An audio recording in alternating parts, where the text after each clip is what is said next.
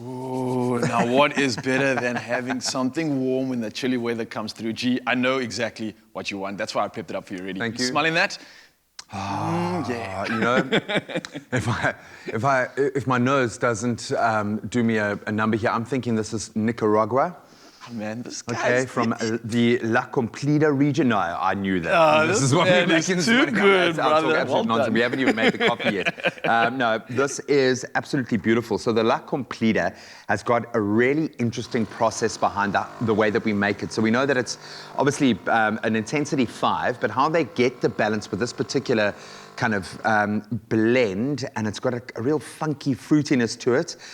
They actually coat the beans in a yeast. They let it ferment for 72 hours, then they dry it out, which absolutely, there you can see kind of breaking it down. I didn't know that that was called the mucilage. So I'm assuming that the fermentation process is what kind of gives it that unique character and that unique profile that I'm getting right now. Yeah, man, that's that acidity. I love that. So roasting 2, acidity level 3, flavor intensity level 5.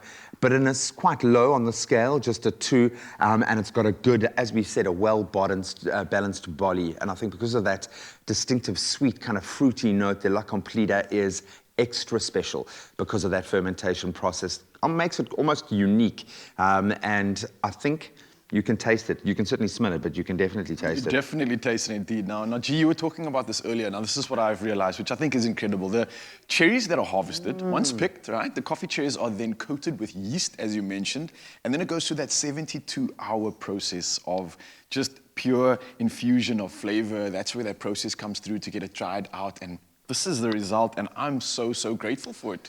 I love it, man. So aromatic profile, fruitied and candied, something slightly different. You still get that beautiful intensity of the roast, but it's not too strong. This really is probably the most unusual of all of the Nespresso blends for me. And, you know, literally coming from La Cumplida, a very small region in Nicaragua. And this is, I think, their proud export. It's beautiful, man. This, G, is delicious. Well done.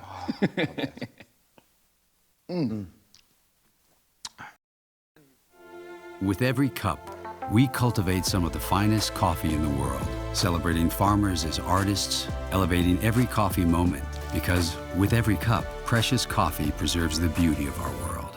Nespresso, what else?